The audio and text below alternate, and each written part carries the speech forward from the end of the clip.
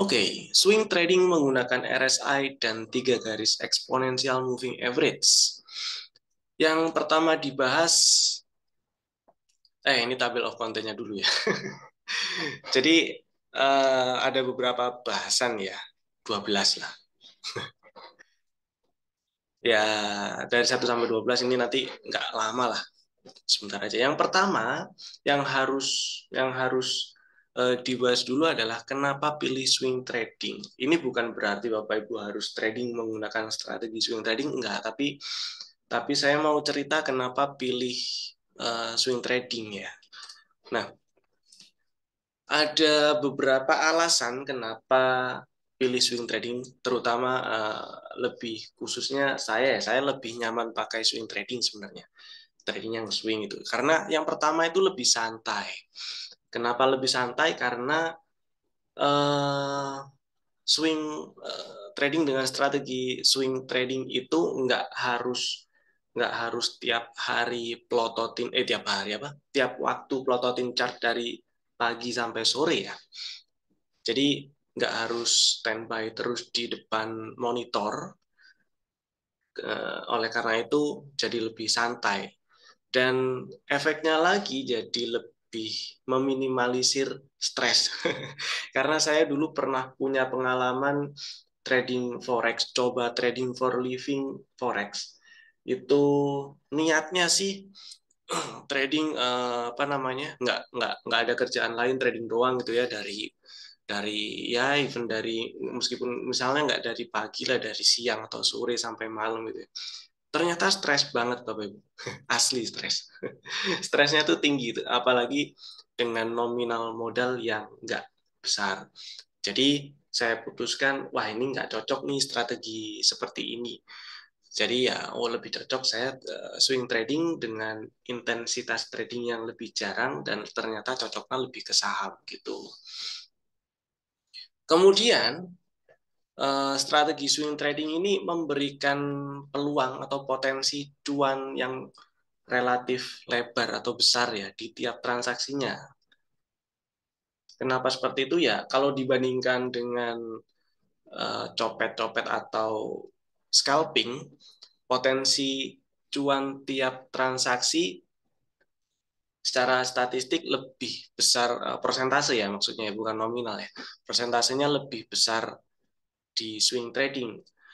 Karena kalau di scalping misalnya kan ambil cuannya 2, 3, 5% dijual gitu ya.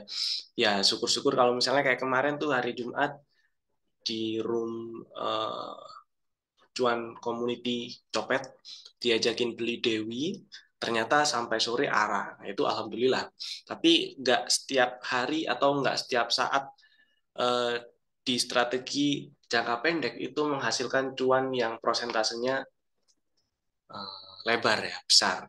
Karena memang tujuannya cuan copet-copet atau fast trade atau scalping. Sedangkan untuk swing trading kita berusaha menangkap pergerakan atau ayunan harga semaksimal mungkin yang bisa ditangkap. Tujuannya di situ. Jadinya memberikan potensi cuan lebar di tiap transaksinya. Bukan berarti nggak ada resikonya, ya tetap ada. Dan kemudian alasan yang ketiga itu biasanya perbandingan risiko dibandingkan dengan potensi reward-nya itu relatif bagus ya. Biasanya itu risk reward rasionya atau peluang atau potensi reward-nya itu 2 kali atau lebih dari 2 kali dibandingkan dengan resiko yang mungkin akan terjadi. Misalnya risikonya ada 5% gitu ya. Biasanya dari area beli ke area resisten itu space-nya bisa 10% atau lebih kalau misalnya risikonya 5%. Jadi biasanya seperti itu. Jadi biasanya memberikan risk dibandingkan reward rasio yang lebih bagus dibandingkan dengan uh, yang kalau misalnya kita mau copet-copet itu ya scalping. Nah, scalping biasanya buat yang sudah terbiasa scalping atau bahasa Jawanya sih tegel ya. Itu bisa menghasilkan risk dibandingkan reward rasio yang bagus. Misalnya turun 1% atau turun 2% dia cut loss, naik 4%, 5% dia jual. Nah, seperti itu bisa. Tapi buat yang belum terbiasa itu akan memberikan apa ya? Risiko yang malah lebih besar, terutama buat yang baru pertama kali trading saham ataupun instrumen yang lainnya ya. Justru scalping atau trading jangka pendek itu lebih susah dibandingkan dengan trading yang jangka menengah atau panjang. Itu dari statistik. Jadi sudah ada yang meriset. Kemudian kenapa swing trading itu bisa menghasilkan potensi cuan yang lebar di setiap transaksinya, kemudian risk dibanding reward rasionya relatif bagus, karena tujuan swing trading ini memang buy low, sell high. Jadi kalau misalnya kita sudah tahu, sudah incar sahamnya, misalnya sahamnya lagi trennya naik nih, uptrend. Nah, sebisa mungkin kita cari posisi beli ketika dia selesai koreksi. Koreksi turun dulu, nah belinya di bawah, kemudian naik, kira-kira setelah naik cukup ya naiknya misalnya sampai resisten gitu ya, baru dijual. Jadi ibaratnya buy low sell high. Tujuan swing trading seperti itu. Kenapa orang-orang pilih swing trading itu biasanya nggak lepas dari empat alasan ini sih, gitu. Dan kemudian yang kedua apa ya? Oh iya, siapa aja yang biasanya cocok untuk strategi swing trading. Jadi memang strategi trading itu nggak selalu fit oleh masing-masing orang ya. Misalnya saya cocok pakai strategi swing trading, belum tentu Bapak Ibu juga semuanya cocok. Mungkin ada yang cocok. Oh iya saya cocok nih swing trading. Enggak, saya nggak cocok. Saya lebih suka copet-copet. Apa namanya? Tradingnya cepet-cepet aja, cepet ketahuan cuan atau ya udah rugi gitu. Atau enggak, saya pengen invest aja, ya udah beli disimpan, lihat setahun lagi, kayak 2 tahun lagi atau 5 tahun lagi bahkan. Nah, tiap orang beda-beda. Tapi rata-rata sih banyak orang yang cocok pakai swing trading ya, karena gini, karena banyak orang yang kecemplung di dunia trading itu ternyata bukan karena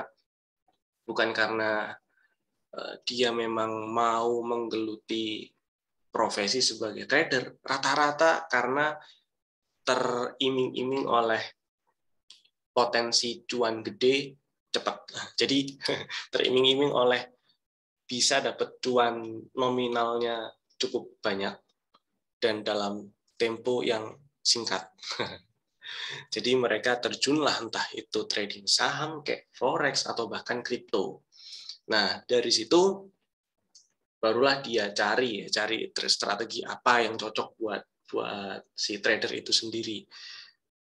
Nah, karena rata-rata tujuan orang kecemplung itu adalah trading atau pengen dapat cuan cepat ya, pengen dapat cuan cepat biasanya trading ya, identik dengan trading. Kalau invest biasanya identik dengan ya lama.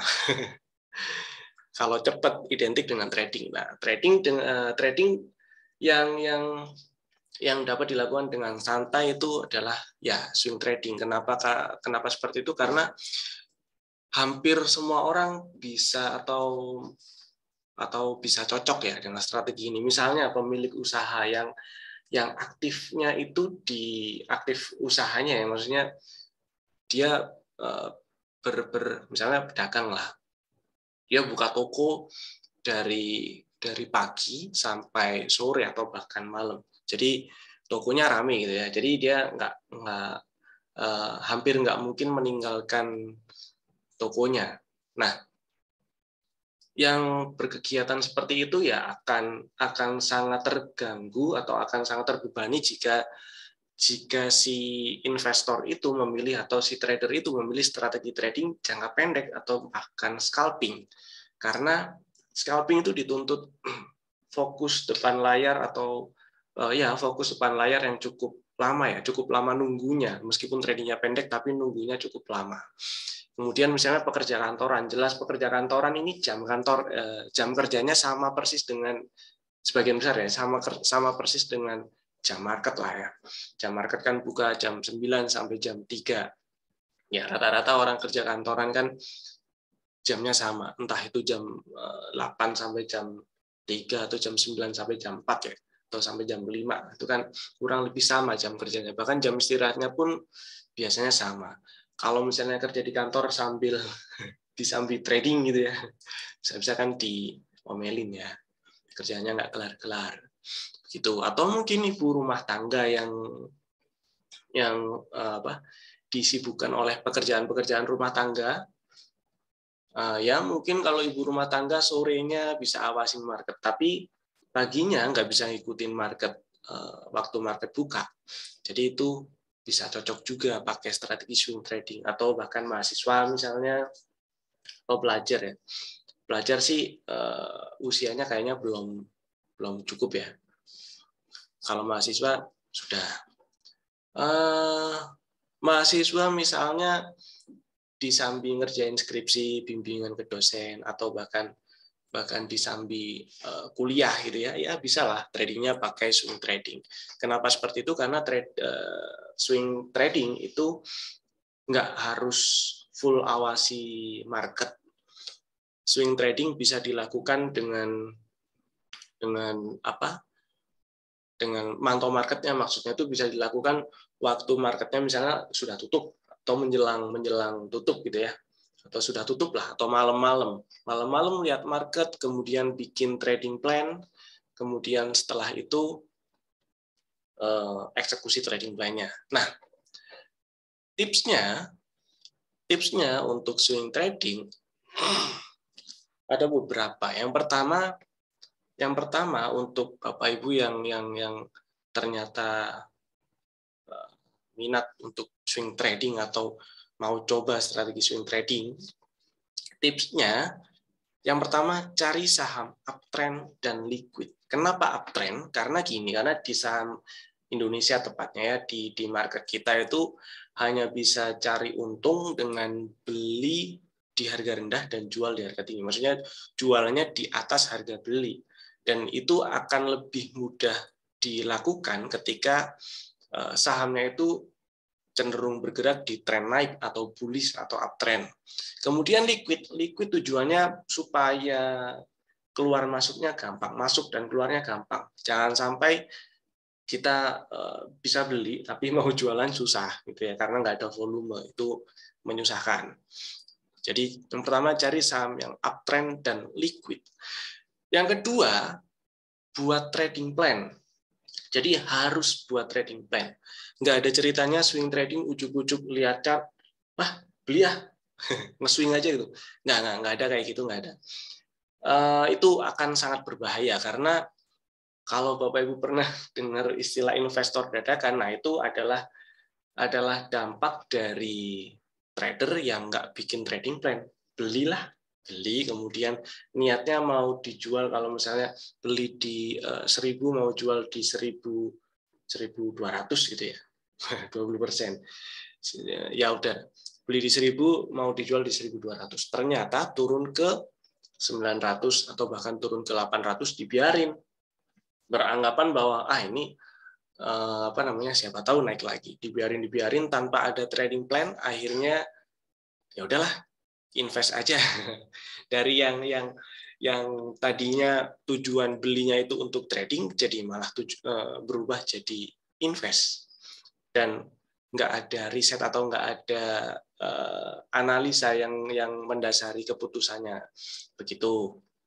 Jadi penting bikin trading plan. Kemudian yang ketiga, eksekusi pakai auto order. Jadi kalau di sini ya, saya kasih contoh. Nah, eksekusinya pakai auto order LIT aja di Jasa Utama Capital Sekuritas, di JUC, di aplikasi Join itu ada menu Smart Order. Oke, belum saya login.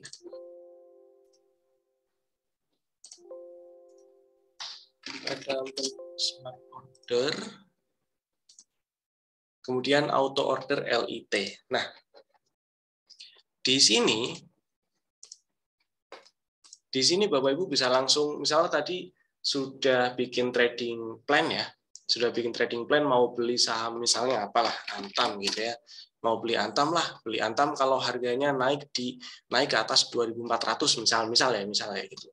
Berarti tinggal diketik aja setelah analisa malam-malam gitu, terus bikin trading plan, tinggal diketik Antam buy, berarti triggernya dikasih lebih besar atau lebih besar sama dengan lebih besar kalau harganya naik di atas 400 berarti di 2.400 berarti di 2.410 misalnya kayak gitu. Mau belinya mau belinya berapa lot, misalnya mau beli 10 misalnya ya. Tinggal kalau sudah di set expire date-nya bisa sampai 60 hari, bisa misalnya nggak mau lama-lama lah, misalnya 30 hari tok gitu. Ya udah sampai tanggal 11 bulan 3. Tinggal diklik send. Nah, kalau sudah diklik send, ini akan standby sampai tanggal expire yang ditentukan dan sampai harga atau market sesuai dengan kriteria yang ditentukan. Jadi kalau harganya sudah naik ke 2.410 itu, ya udah dia langsung beli. Begitu. Atau saya mau pasang antrian, saya mau beli kalau harganya turun kalau harganya Antaman sekarang di 2.330, saya mau beli kalau harganya di 2.000 gitu ya. Bisa pakai menu GTC order misalnya. Jadi tiap hari akan pasang order di 2.000 sampai expire date-nya selesai atau sampai ya tereksekusi sampai dapat barang di harga 2.000 begitu. Jadi itu seperti eksekusi pakai auto order ini akan membuat si trader ini jadi lebih disiplin. Jadi ada seorang senior ada seorang senior yang bilang plan your trade, trade your plan. Jadi itu akan membantu sekali si auto order ini ya. Begitu ceritanya. Jadi setelah cari yang uptrend buat trading plan, eksekusinya pakai auto order. Setelah itu ditinggal. Jadi Bapak Ibu bisa langsung kerjain atau beraktivitas yang lain tanpa perlu pusing-pusing pantau dari awal market sampai selesai. Dan yang keempat, meskipun swing trading ini adalah strategi trading yang bisa ditinggal, tapi bukan berarti nggak diawasi ya. Tetap harus dicek secara berkala, misalnya menjelang market tutup, atau ya setelah tutup atau malam-malam lah dicek. Atau sebelum market buka pagi-pagi itu dicek. Tujuannya misalnya sudah pasang order pakai auto order, sudah bikin strategi trading, itu kita lihat strategi trading kita itu udah jalan apa belum, auto order LIT-nya sudah tertrigger atau belum, atau kalau misalnya jualannya udah laku apa belum, kayak gitu. Jadi tetap harus dicek, karena kalau sama sekali nggak dicek, saya pernah dapat curhatan ya.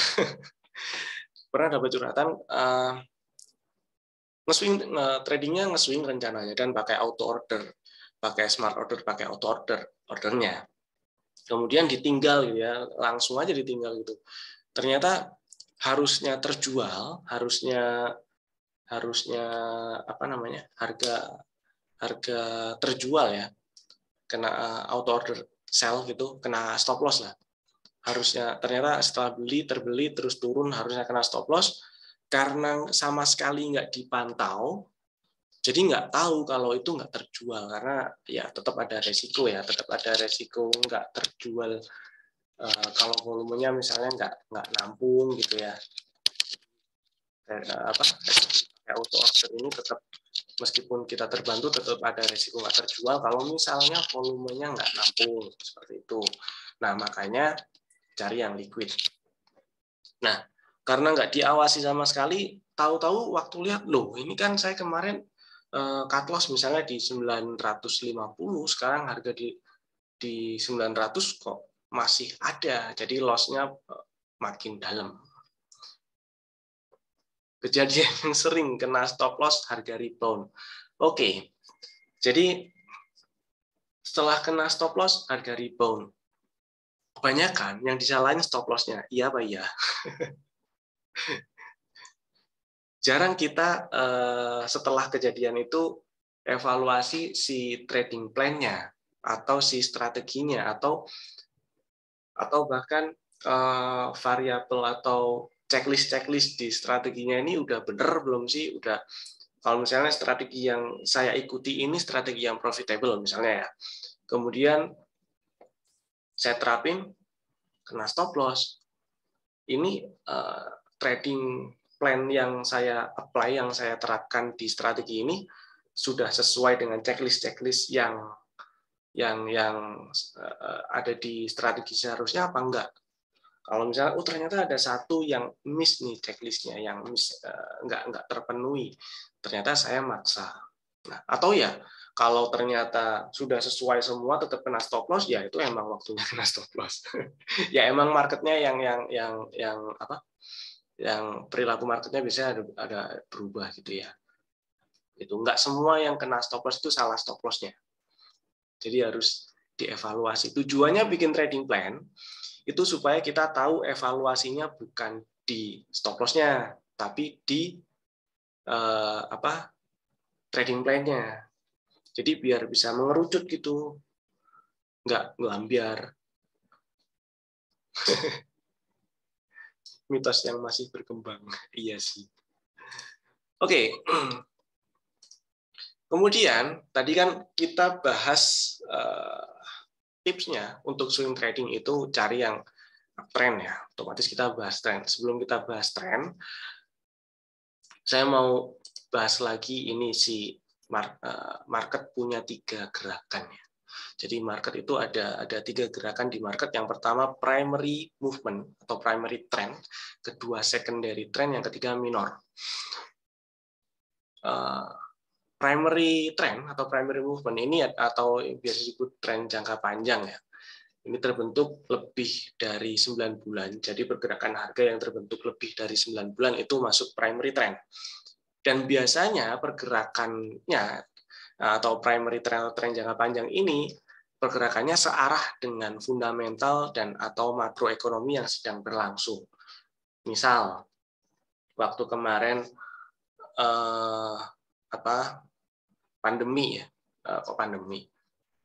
Perang Ukraina Rusia. Kemudian ekonomi caur. Marketnya ya tren jangka panjangnya banyak yang bearish, banyak saham-saham yang jelek. Terus beberapa saham yang yang diuntungkan oleh situasi itu, misalnya saham pelayaran, karena salah satu dampaknya dari perang Rusia Ukraina itu kan rute-rute pelayaran banyak yang ditutup gitu ya, akhirnya menyebabkan cost atau biaya ongkos pelayaran internasionalnya naik.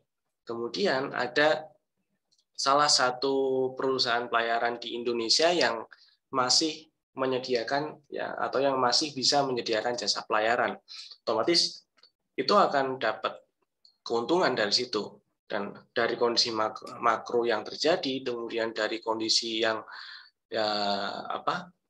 dari kondisi fundamental perusahaannya, itu akan kelihatan kalau SMDR setahun kemarin chartnya bullish, naik banget. Seperti itu searah dengan kondisi fundamental perusahaannya yang memang kinerja keuangannya bagus dan didukung oleh kondisi makroekonomi yang meskipun ada perang tapi ternyata dampak dari perangnya itu menguntungkan si SMDR. Contoh seperti itu ya. Kemudian secondary movement atau secondary trend atau tren jangka menengah. Ini bukan biasanya, ini yang terbentuk dari 6 minggu sampai 9 bulan. Dan biasanya pergerakannya dipengaruhi oleh sesuatu yang bersifat cyclical atau siklus. Misalnya rilis laporan keuangan. Jadi kalau misalnya makronya bagus nih, makro dan kondisi fundamental perusahaannya bagus. Kondisi makroekonominya atau makro yang sekarang itu mendukung dengan si fundamental si emitennya. Kemudian rilis laporan keuangan yang ternyata nggak sesuai dengan ekspektasi nggak sesuai dengan ekspektasi yang diharapkan ya.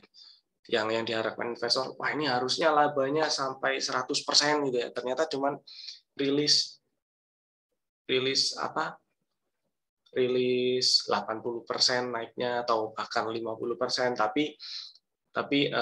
dan diikuti dengan kondisi-kondisi yang apa, misalnya public expose-nya dia bilang, di public expose dia bilang apa namanya, ini ada kemungkinan pendapatan di tahun depan menurun, tapi meskipun menurun masih bagus, sebenarnya masih bagus. Nah, itu juga bisa mempengaruhi si pergerakan harganya di tren yang jangka menengah. Begitu. Terus yang ketiga, minor trend atau tren jangka pendek. Nah, ini terbentuk dalam kurun waktu 2-6 minggu. Jadi pendek aja. Dan biasanya pergerakannya dipengaruhi oleh sentimen-sentimen berita jangka pendek. Misalnya lagi contoh apa ya? Oh ya, ada. Misalnya saham GAA lah ya, Garuda. Contohnya Garuda, kemudian dia apa namanya, lolos PKPU. Iya benar ya, lolos PKPU ya. Kalau saya salah dikoreksi di kolom chat ya. Kemudian dibuka suspendnya, ya sempat waktu dibuka suspendnya tuh harga si GIAA sempat naik tuh. Saya ingat sempat naik, tapi karena kondisi fundamental perusahaannya masih ya begitulah ya.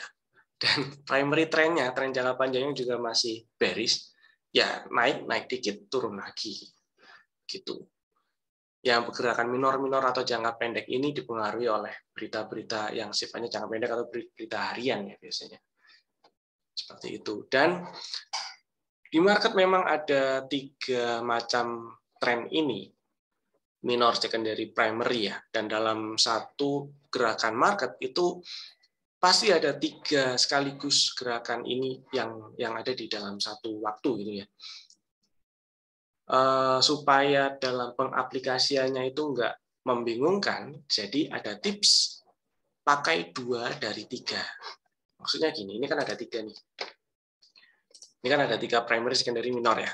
Nah, yang nanti akan dibahas di strategi swing trading kali ini itu pakainya di minor dan secondary. Kenapa? Karena meskipun saya nggak terlalu nyaman trading jangka pendek, tapi juga saya nggak mau terlalu lama nunggunya. Jadi ya lihat tren minor dan tren jangka menengah aja, seperti itu. Yang misalnya saya pengen investasi jangka panjang, ya udah lihatnya cukup secondary dan primary, tapi ini nggak dibahas hari ini. Yang dibahas hari ini itu lebih ke tren minor dan secondary-nya atau tren jangka pendek dan menengah. Jelas? Ada pertanyaan? Tulis di kolom chat.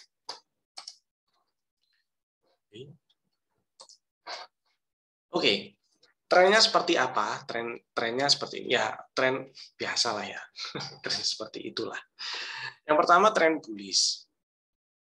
Tren bullish itu terbentuk ketika ada higher peak dan higher trough atau puncak dan lembah yang lebih tinggi dari sebelumnya. Jadi ketika sudah ada puncak, ini ada lembah dan ini ada puncak, ketika baru terbentuk lembah yang lebih rendah, lebih tinggi dari sebelumnya, itu belum jadi bullish. Tapi ketika sudah naik lagi dan bikin puncak yang lebih tinggi dari sebelumnya, itu baru dikatakan bullish. Dan puncak sebelumnya yang ditembus atau di breakout, itu awalnya resisten. Ini jadi resisten sebelum di breakout. Kemudian setelah di breakout, itu bisa jadi support. Begitu terus berulang seterusnya.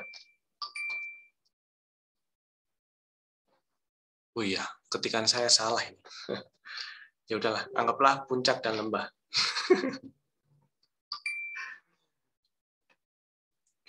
Dan begitu seterusnya. Nah, ada cara lebih mudah membaca atau mengidentifikasi trennya. Saya pakai bantuan garis eksponensial moving average pakai 3 biji. pakai 3 garis EMA, yaitu EMA 10, EMA 20, dan EMA 60. EMA 10 yang warna merah, EMA 20 hijau, EMA 60 biru. Nah, ketika EMA-nya itu rapi dari atas ke bawah, dari susunannya itu EMA kecil ke besar, 10, 20, 60, dan arahnya cenderung nanjak, itu bullish. Jadi kayak gini ya, EMA 10, 20, 60. 10, 20, 60. Nah, arahnya nanjak. Itu bullish. Seperti itu toh. Gampang. Dan kalau tren bearish, sebaliknya. Tren bearish itu terbentuk ketika puncak dan lembahnya berturut-turut turun. Jadi ini puncak, ini lembah, ini puncak. Nah, kalau baru terbentuk satu puncak yang lebih rendah dari sebelumnya, tanpa ada lembah yang lebih rendah, itu belum jadi bearish. Baru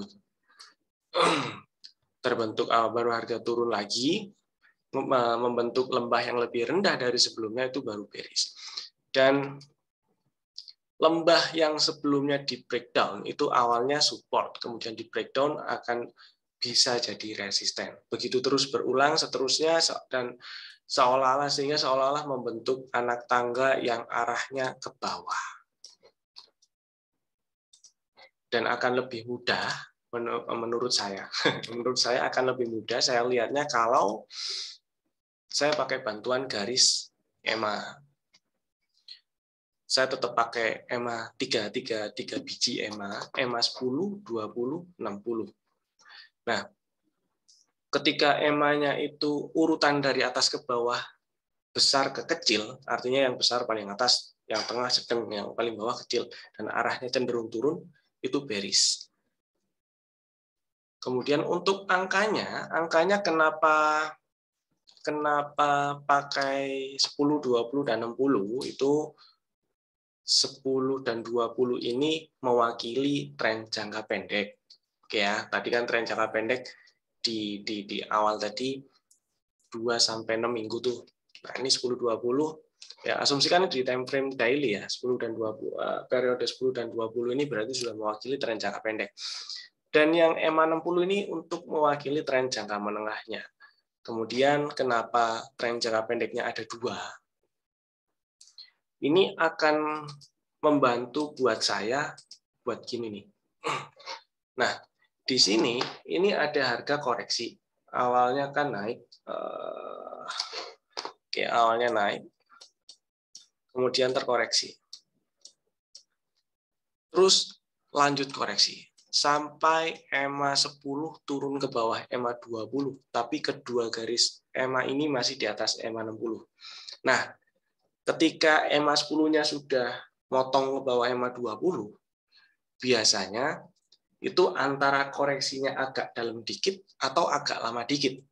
Nah, dan biasanya juga yang sering terjadi kalau sudah terjadi seperti itu masuk ke tren jangka menengah atau tren jangka menengah, secondary movement ya, atau secondary reaction dari tren yang awalnya naik. Nah, tren yang awalnya naik ini berarti ini primary trennya naik, ini berarti secondary trennya turun. Nah, kalau dari yang awalnya EMA 10 di bawah, kemudian dia berubah naik lagi, dengan catatan dua-duanya masih di atas garis EMA 60 ya, dia naik lagi, EMA 10 yang sudah di atas EMA 20 lagi, itu tanda secondary reaction atau secondary movement-nya yang koreksi ini selesai. Jadi lebih besar peluangnya untuk melanjutkan tren bullish sebelumnya daripada turun lanjutin bearish. Itu. Nah, sedangkan kalau koreksi yang EMA 10-nya masih tetap bisa bertahan di atas EMA 20, biasanya antara itu koreksinya nggak dalam atau nggak lama. Begitu. Jadi makanya rebound-nya cepat dan peluang untuk nembus high lagi itu lebih besar.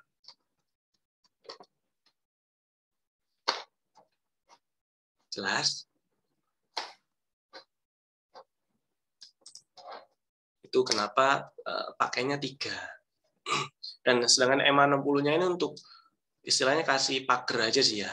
Kalau misalnya udah turun ke bawah EMA 60, misalnya EMA 10-nya udah di bawah EMA 20, kemudian sampai bikin harganya bertahan di bawah EMA 60, nah itu sudah koreksinya mungkin lebih dalam atau mungkin lebih lama, dan bisa jadi juga secondary trennya itu rawan berubah,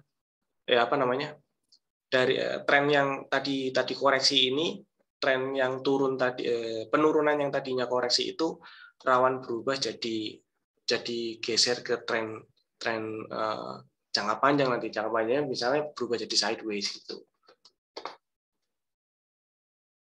Terus,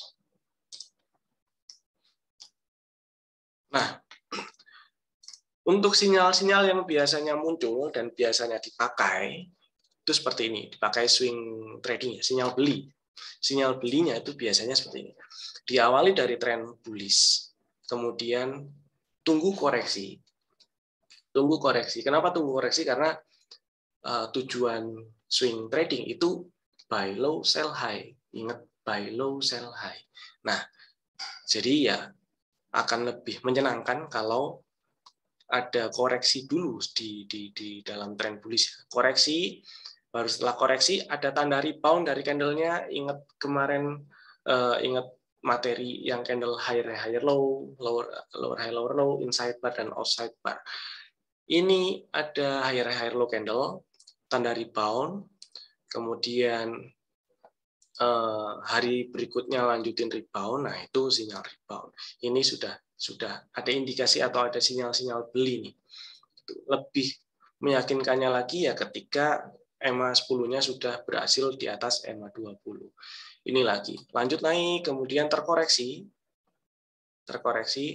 terus ada muncul sinyal rebound, candle-nya higher low, baru bikin strategi trading. Selama nggak ada tanda-tanda rebound, entah itu inside bar atau higher low, dibiarin dulu aja. Jadi kalau misalnya lagi lihat market, terus ternyata, nah, posisi harga terakhir di candle yang merah ini ya, trennya bullish, tapi harganya harga lagi jalan naik gitu ya, candlenya masih higher low. Yang harus dilakukan adalah nunggu. Yang harus dilakukan adalah nggak ngapa-ngapain, tunggu sampai ada koreksi. Sampai ada koreksi, muncul sinyal rebound, baru bikin strategi trading. Lanjut lagi, kok kabarnya ini lagi. Kemudian lanjut naik, tunggu koreksi, ada sinyal rebound, baru bikin strategi trading. Seperti itu. Jelas? Nggak ada pertanyaan? Kalau nggak ada, lanjut ke RSI.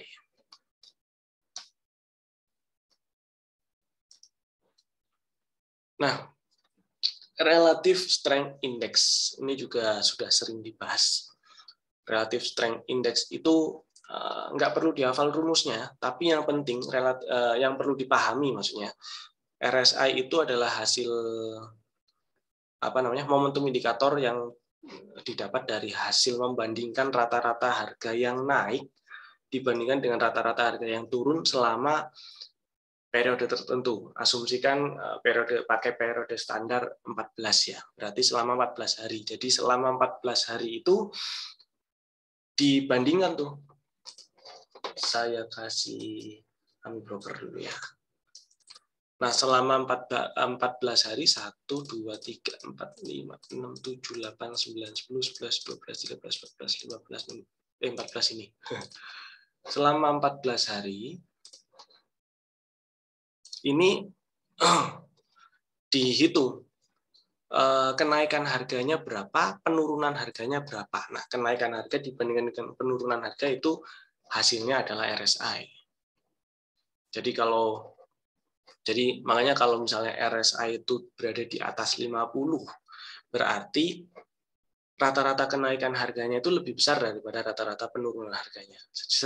Sebaliknya kalau RSI-nya berada di bawah 50, berarti rata-rata penurunan harganya selama 14 hari itu lebih besar dari rata-rata kenaikan harga. Kemudian apa itu? Kemudian RSI ini bergerak di dalam range tertentu ya. Jadi pergerakannya terbatas di dalam range 0 sampai 100. Kemudian di antara dari 0 sampai 30 itu biasa disebut area oversold, kemudian dari 70 sampai 100 itu biasa disebut area overbought. Dan ini sih ya biasalah gitu ya. Jadi kalau misalnya seperti ini RSI-nya masuk di sini, masuk ke atas 70 tuh ya. Itu namanya masuk area overbought. Bukan berarti itu sudah overbought. Atau bukan berarti itu sudah benar-benar jenuh beli gitu ya. Konfirmasi sinyal overbought-nya itu ketika RSI-nya sudah turun lagi ke bawah 70, itu baru sinyal overbought-nya confirm. Dari yang tadinya di atas 70 turun lagi ke bawah 70, nah itu baru sinyal overbought confirm. Oversold juga sama seperti itu. Mana tadi yang broker? Nah, seperti ini. Sinyal ketika RSI turun ke bawah 30 itu bukan berarti itu sudah jenuh jual dan waktunya beli ya, salah. Kalau waktunya beli salah. Dan sinyal oversold confirm-nya itu kalau sudah naik lagi ke atas 30. Itu pun bisa turun lagi ke bawah 30 dan ternyata harganya turun lagi. Bahkan kalau harganya awet turunnya, ini RSI-nya juga akan betah di bawah 30, nggak naik-naik gitu. Jadi kalau masih ada yang beranggapan RSI turun ke bawah 30 itu waktunya beli, sekarang dihilangkan dulu. Daripada nanti seret-seret ya. Nah, untuk supaya nggak terjebak antara si sinyal overbought dan oversold, ada yang namanya RSI rules. Benar nggak sih? Ini udah masuk. Ya, ada yang namanya RSI rules. RSI rules ini dibagi jadi 3 aja lah ya. Maksudnya dikelompokkan jadi 3 ya, bullish, bearish, sideways. Ketika bullish, si RSI ini akan dominan di atas 50. Ya bukan berarti nggak pernah turun ke bawah 50, pernah. Tapi akan lebih sering di atas 50. Contoh, misalnya ini. Ini di atas 50. Oke, ini di bawah 50 dikit. Di atas 50 lagi. Turun ke bawah 50 dikit, di atas 50 lagi. Jadi kalau dibandingin antara yang di atas 50 sama yang di bawah 50 itu akan jauh lebih banyak yang di atas 50 RSI-nya. Itu kalau bullish. Dan seturun-turunnya misalnya RSI turun ke bawah 50 ya. Seturun-turunnya RSI turun ke bawah 50 waktu harga terkoreksi atau turun. Kalau memang tren bullish-nya itu masih relevan, terutama bullish yang jangka panjang ya, yang primary trend-nya itu masih relevan. Ini RSI-nya nggak akan masuk ke area oversold, nggak akan turun ke bawah 30. Ini seturun-turunnya harga, ini turun lumayan koreksinya. Harga turun RSI turun ke bawah 30. Nah, nggak masuk ke bawah 30. Nggak masuk area oversold. Mantulnya di area 40 biasanya. Ya turun ke bawah 40 dikit lah. Terus mantul lagi ke atas 40. Jadi seolah-olah area 40 ini sering jadi support atau seolah-olah area oversold-nya itu geser ke atas gitu ya, naik ke 40 seolah-olah gitu. Kayak kalau lagi bullish. Kalau lagi bullish seolah-olah area oversold-nya itu geser ke 40 bukan di 30 lagi. Karena akan hampir nggak ketemu ya mungkin ketemu lah satu dua, tapi susah sekali carinya di tren bullish yang RSI-nya turun ke bawah 30 waktu harga terkoreksi. Coba dicari kalau ketemu nanti ya. Dan ketika RSI-nya itu pertama kali atau ya naik ke atas 70 lah, nggak harus sih pertama sih. Ketika RSI-nya itu naik ke atas 70, itu berarti selama 14 hari terakhir itu ada pergerakan harga yang ada kenaikan harga yang signifikan gitu loh. Jadi naiknya kencang. Kalau RSI-nya itu naik ke atas 70 berarti itu naiknya kencang. Naiknya kencang berarti kayak apa ya? Kayak ibarat bola gitu ya, bola dilempar ke atas, dilempar ke atas gitu, terus naiknya misalnya 50 meter gitu ya, terus turun, nyampe tanah, mantul lagi. Nah, terus ada dorongan yang lebih kuat, dorong bola ke atas, sampai naiknya itu misalnya nyampe ketinggian 70 meter atau 80 meter. Kemudian turun lagi. Nah, ketika turun lagi nyampe tanah, itu peluang mantulnya lagi itu akan lebih apa namanya? Lebih besar ya daripada yang tadi lempar saat naik cuma 30 meter, 50 meter gitu. Terus ya mantul tapi ya mantul gitu aja. Tapi kalau misalnya dilemparnya itu lebih tinggi terus turun dilempar gini terus ini ya turun lagi ke tanah mantul. Tapi kalau ngelemparnya lebih tinggi gini, nah, turun ke tanah gini, nah mantulnya ini ada peluang lebih tinggi dari yang naiknya cuma segini gitu. Jadi kalau misalnya masih ada yang beranggapan RSI masuk ke atas 70 itu waktunya sell, itu dihilangkan dulu, dihapus dulu. Karena kalau kejadiannya kayak gini, ya masuk ke atas 70, terus harganya masih terus naik, RSI-nya juga akan masih anteng di atas 70. Nah, akan sayang sekali kalau misalnya nge-sell ya, terutama di market dua arah misalnya forex gitu. Langsung nge-sell itu ya jelas floating loss, cut loss atau mungkin margin call gitu.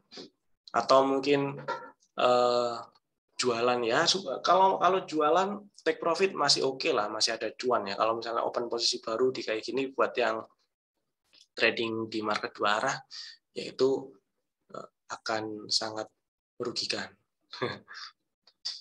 Terus biasanya juga muncul sinyal hidden bullish divergence. Muncul sinyal hidden bullish divergence. Hidden bullish divergence itu ketika RSI-nya bikin lower low, tapi harganya bikin swing higher low. Muncul sinyal hidden bullish divergence. Jadi ini tanda kalau tren bullish-nya itu masih berlaku ya, masih bisa diikuti gitu loh.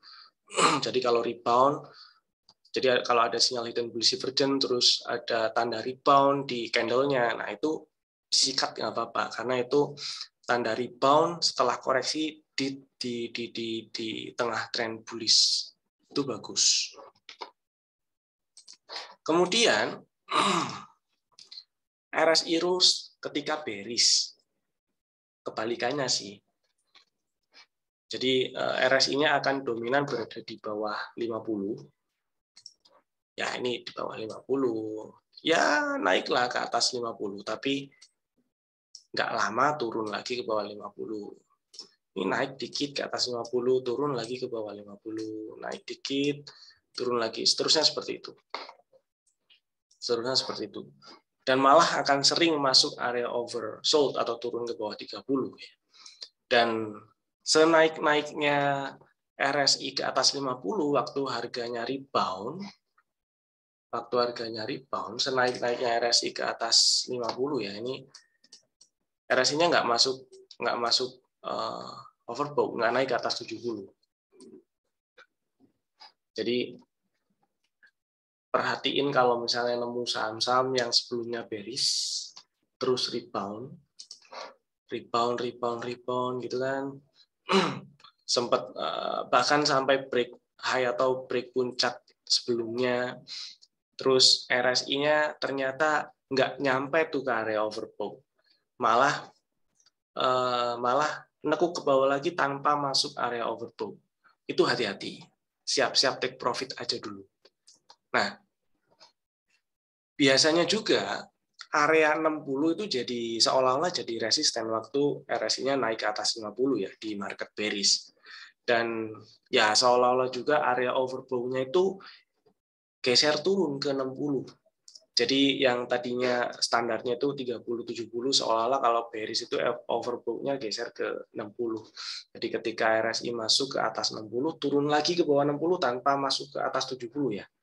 Itu hati-hati, itu baiknya jualan dulu aja. Begitu. Dan muncul sinyal bearish hidden divergence juga biasanya. Bearish hidden divergence itu ketika RSI-nya bikin puncak yang lebih tinggi, tapi harganya bikin puncak yang lebih rendah. Ini sinyal hidden bearish divergence, tanda trend bearish-nya masih berlaku.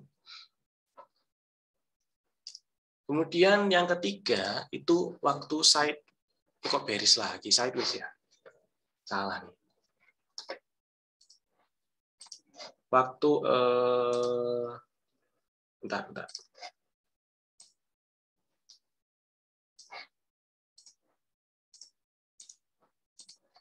Waktu sideways mana?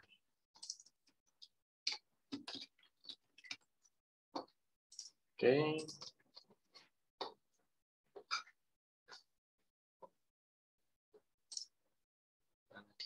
Mana dia?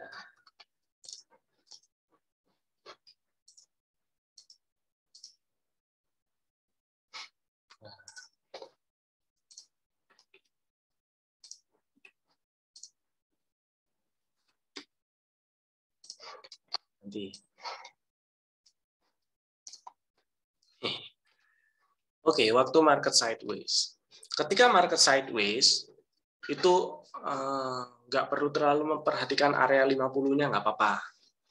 Karena maksudnya area tengahnya ya, kan RSI ini kan membandingkan rata-rata kenaikan harga dengan penurunan harga tuh. Jadi harga yang naik dibandingkan dengan harga yang turun selama 14 hari misalnya.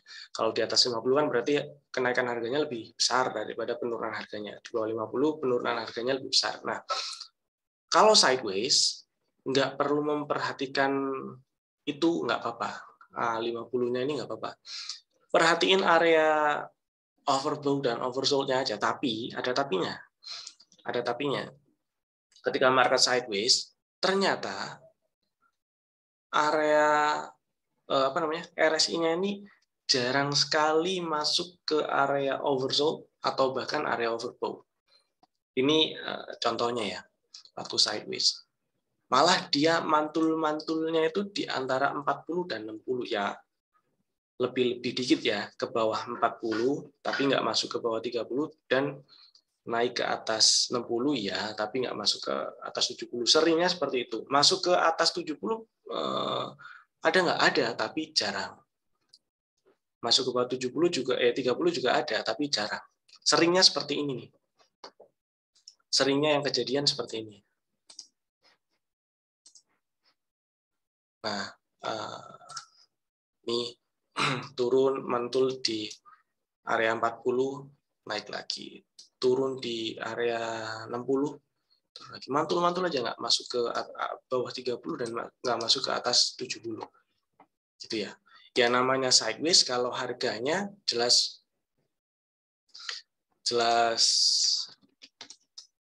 apa? Puncak dan lembahnya hampir sama lah ya. Hampir sama. Puncak dan lembah harganya kan hampir sama. Begitu. Seolah-olah area overbought dan oversold itu jadi menyempit dari yang awalnya 30-70 jadi 60-40 gitu.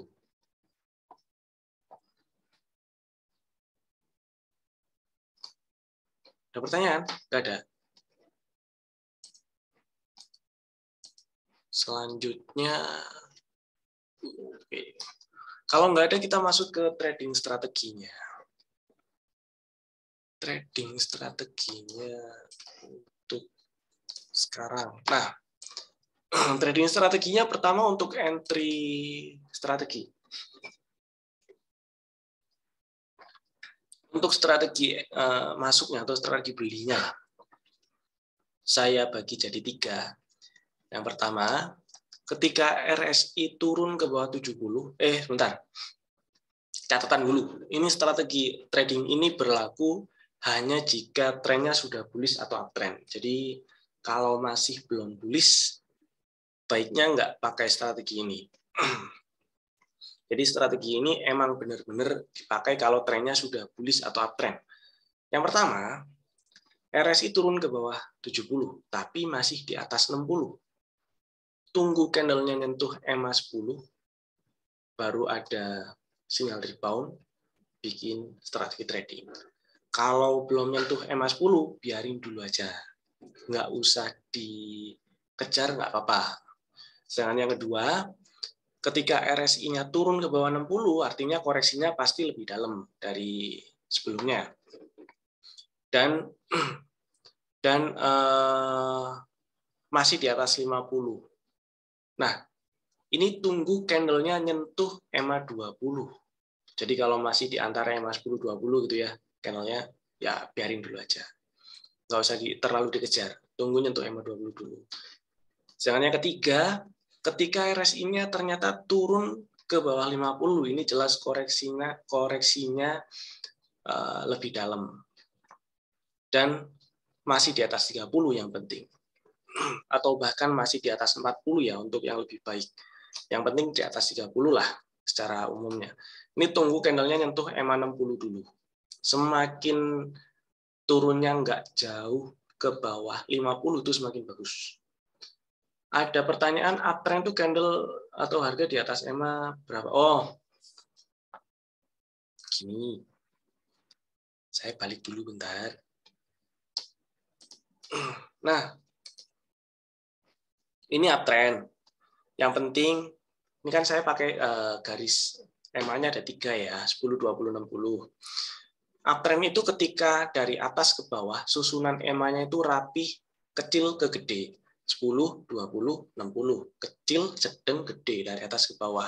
Dan arahnya cenderung nanjak. Selain susunan seperti itu, bukan uptrend. Nggak ngerti itu, entah itu bearish atau sideways. Yang jelas, kalau susunan EMA-nya itu 10, 20, 60, itu uptrend. Jelas?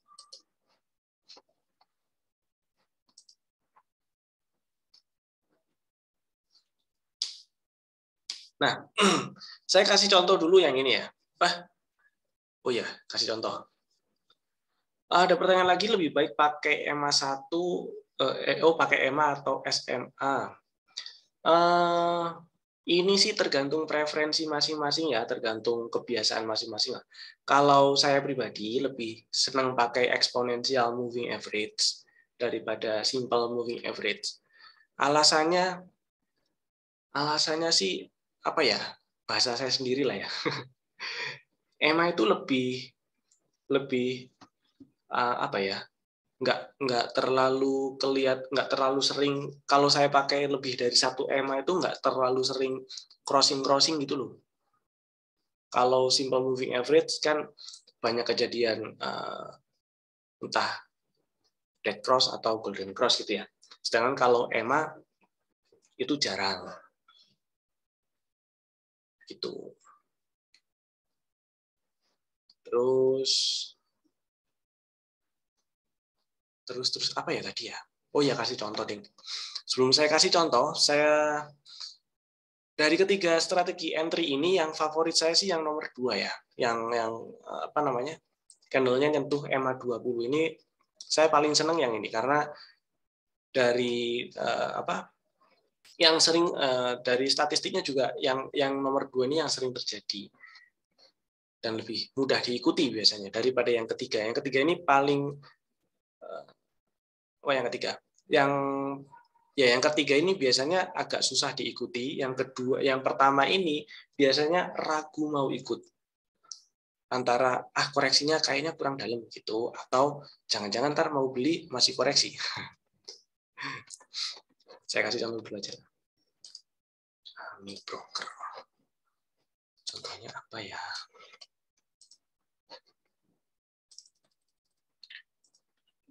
Contohnya Darul, kebetulan yang tadi dijadiin contoh. Mana ya? Oh ini. Nah, misalnya,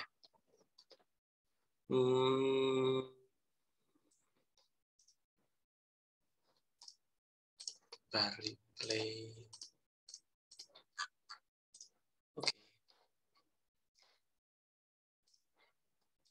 Ya, gambarnya jelas. Oke, misalnya seperti ini. Ada harga naik RSI di atas 70, berarti apa namanya? Pertama lihat garis EMA-nya rapi ya, dari atas ke bawah 10, 20, 60, kecil sedang gede, arahnya nanjak.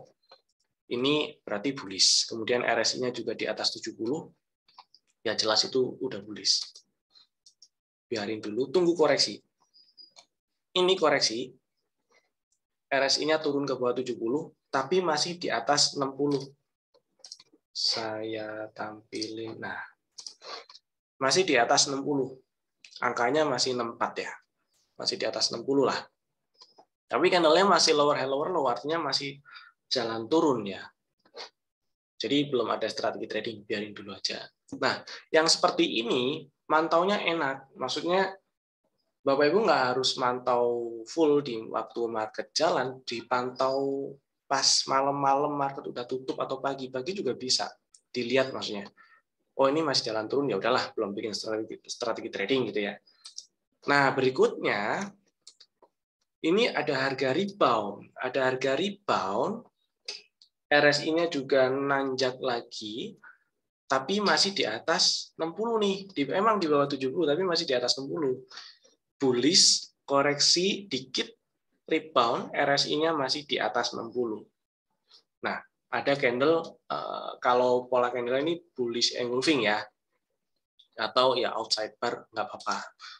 Outside bar pattern. Strateginya gampang. Ini malam-malam atau pagi-pagi bisa langsung bikin strategi trading. Buy if break 1810, cut loss di bawah 1720. Oke, seperti itu. Terus next naik. Buy if breakout 1810 ya, di 1815 misalnya beli. Ya mudah-mudahan dapat ya. Karena opennya gap up. Opennya gap up. Mungkin dapat, mungkin enggak. Ya anggap aja dapat lah. Anggap aja dapat. Terus exitnya kapan? Entar exitnya setelah ini ya. Yang jelas ini adalah sinyal untuk beli ya. Turun tes EMA 10, RSI-nya masih di atas 60, itu sinyal beli. Exitnya entar setelah contoh yang strategi beli. Terus setelah itu harga lanjut terkoreksi. Harga terkoreksi sampai turun ke bawah, RSI-nya turun ke bawah 60. Dan ini sudah harganya tes EMA 20 nih. Posisi EMA-nya masih dari atas ke bawah masih 10, 20, 60. Ya udah masih biarin dulu aja. Karena candle-nya masih lower high lower low, tren masih bullish, belum ada tren masih bullish, candle-nya masih lower high lower low, belum ada strategi trading yang bisa dibuat. Jadi biarin dulu aja. Masih lower high lower low. Ini higher higher low. Oke, higher higher low. RSI-nya masih di atas 50 dan sudah harganya sudah tes EMA 20 ya. Dan ada berusaha rebound dari EMA 20. Higher low. Bikin strategi buy if break 1800, cut loss di bawah 1645. Nggak naik ke atas 1800, nggak beli. Bahkan harganya turun dan RSI-nya turun ke bawah 50. Berlaku strategi yang ketiga, strategi entry yang ketiga. Tunggu candle-nya nyentuh EMA 60 dulu. Nah, ya udah tunggu dulu aja, candle-nya masih lower high lower low, Belum nyentuh EMA 60, tunggu dulu aja, nggak apa-apa, sabar. Sampai ternyata RSI EMA 10-nya ini udah geser nih, turun ke bawah EMA 20. Nah, kalau udah kayak gini, ini bisa jadi koreksinya bisa lebih dalam atau lebih lama. Ini kan awalnya bullish ya. Awalnya kan trennya naik tuh. Kemudian ini kan turun. Turunnya ini kan koreksi dari tren naiknya. Kalau ini di zoom out, kelihatan. Nah, trennya yang lebih besar kan masih naik ya. Nah,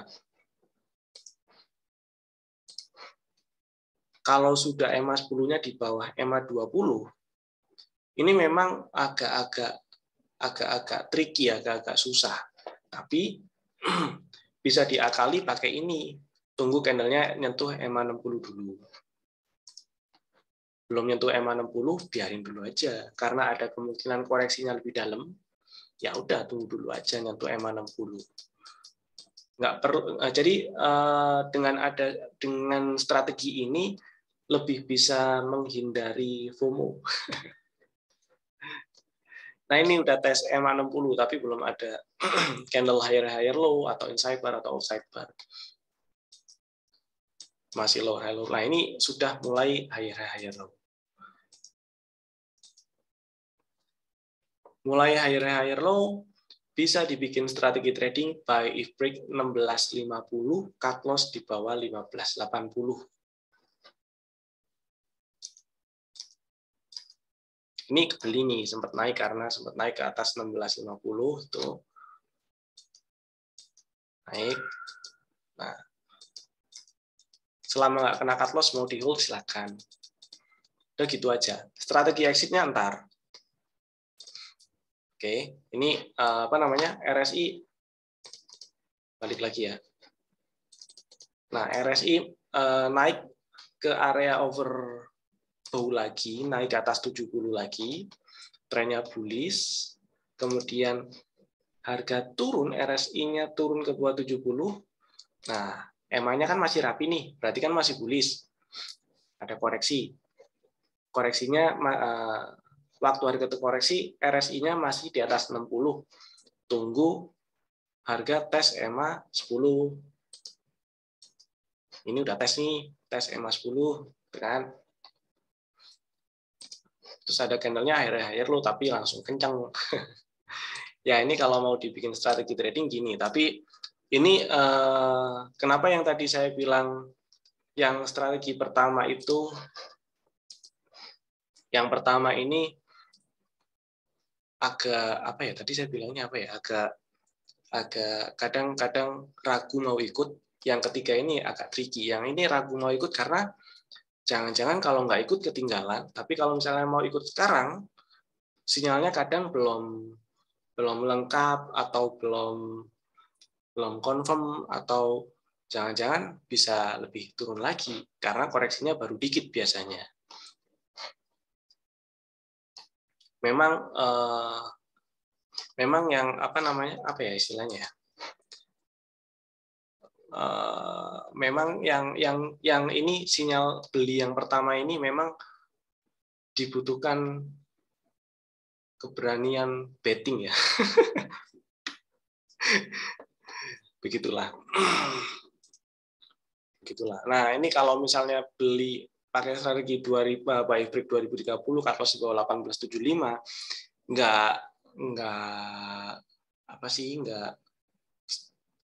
nggak masuk dengan tujuan strategi trading swing tradingnya tadi, karena swing trading kan pengennya buy low sell high.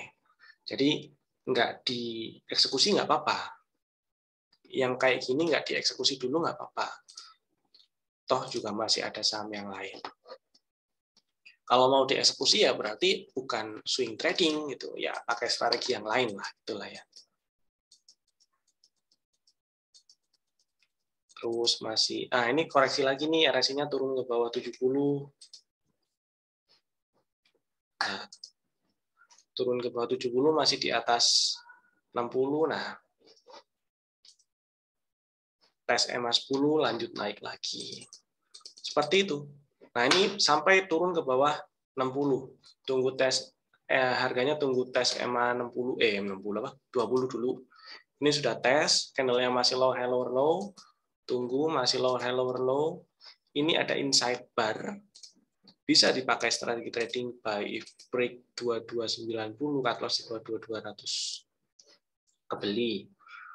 Oke, kena cut loss. Kalau kena cut loss ya sudah, cut loss ya cut loss. Karena tujuan swing trading itu salah satunya tadi kan buy low, sell high. Kalau kena cut loss dibiarin, terus ternyata ada turun yang lebih dalam, kan belinya nggak jadi di low, iya kan? Jadi tengah-tengah. Jadi kalau kena cut loss ya udah biarin. Ini tes sempat turun ke bawah 50 ya. Tunggu tes EMA 60 dulu lah. Nah, deket-deket ini sih, tapi enggak tes EMA 60. Kalau kejadian kayak gini gimana? Ini enggak tes EMA 60 harganya, tapi RSI-nya turun ke bawah 50. Ya memang ada. Kan kalau RSI turun ke bawah 50 itu antara koreksinya lebih dalam atau lebih lama, atau bisa dua-duanya juga sih. Ya kalau lebih dalam, kalau dalam banget ya mestinya lebih lama. Nah ini agak lama nih. Ini dari puncak, dari sinilah. Tanggal 11 Januari 2022 sampai ke, ini udah berapa hari nih? Sini ke sini. 23 hari itu berarti sampai ke 20 bagi 4 bagi 5 4 minggu ya. 4 minggu belum masuk apa namanya? Sudah hampir ke kriteria tren jangka menengah tuh. Nah, di sini ini udah si EMA 10-nya udah di atas EMA 20 lagi kan. Tipis-tipis sih, tapi udah. Ini salah satu tanda koreksinya udah berakhir. Koreksinya udah berakhir. Apa namanya? Gagal kalau turun ke bawah 2110. Nah, naik lagi. Terus koreksi lagi. Tes EMA 10, tapi ini RSI-nya turun ke bawah 60. Ya, tunggu tes EMA 20. Nah, ini tes EMA 20. RSI-nya masih di atas 50. Ada candle higher low, bikin strategi trading. Buy if break 2830, cut loss di bawah 2650. Kebeli nih, sempat kebeli. Di hold, nggak kena cut loss.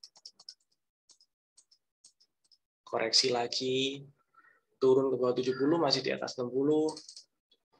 Tes EMA 10 naik lagi. Tapi turun lagi. Ya, ini turun ke bawah 60. Ini tes EMA 20, tapi candlenya lower high lower low. Ini masih, ini sih out kalau lihat high low-nya ya bolehlah outside bar, tapi nggak bagus ya. Karena bodinya closing di bawah yang kemarin dan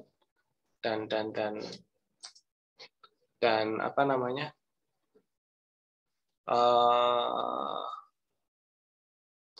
Mirip bearish engulfing.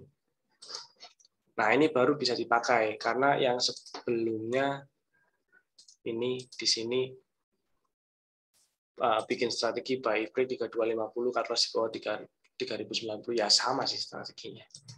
Beli mana nih? Kena cut loss. Kalau kena cut loss ya udah cut loss, nggak apa-apa. Toh prosentase cut loss-nya biasanya nggak gede-gede kok. Ini balik. Ini ada higher low lagi. Mau dibikin strategi trading lagi silakan. Toh ini kan RS-nya masih di atas 50 nih, nanjak lagi di atas 50. Kebeli, belum kena cut loss. Tuh, cut loss yang tadi udah kebayar nih, udah lebih, udah ketutup. Ya. Nah, sekarang strategi exit-nya. Mana tadi ya? Setelah entry strategi, exit strateginya. Ada beberapa sih. Sebenarnya kalau mau exit strategi itu apa namanya?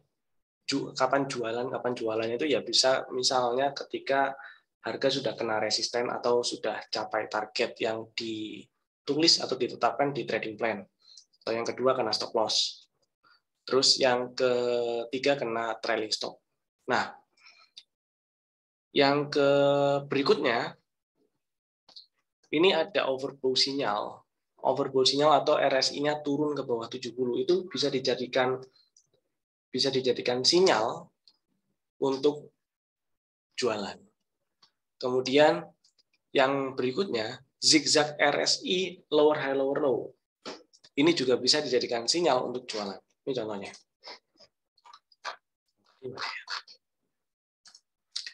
Oke, tadi ini koreksi. Inilah. Balik lagi bentar. Ini kan ada target ya. Hit resistant area atau target atau take profit. Nah, take profitnya itu enaknya di berapa? Take profitnya itu gini. Pasang take profit itu bisa di resisten, bisa dipakai aja risk reward ratio 1:2 gitu. Misalnya kayak gini. Ding. Nah, ini kan koreksi dari pound buy break 18.20, cut loss di bawah 17.20. Berarti ini ada selisih. Kalau misalnya kita ambil risk reward rasionya, rewardnya kita mau 2 kali dari risiko yang bisa terjadi ya. 18.10 dikurangi 17.20 dikali 2 ditambah 18.10. 1990.